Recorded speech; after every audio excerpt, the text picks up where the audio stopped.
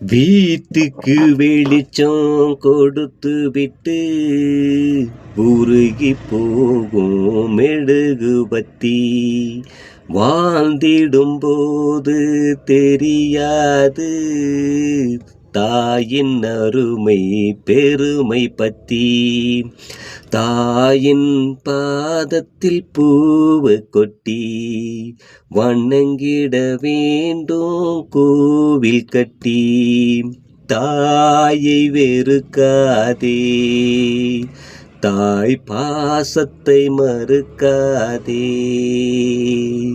தாயின் பெருமையை நானும் சொல்லவும் வார்த்தை கிடையாது. இந்த பாட்டில் அடங்காது. 10 மாசம் கருவில் சுமந்து பெற்ற பிள்ளை பசியை அறிந்து என்னை தூக்கி அணைத்தாயே.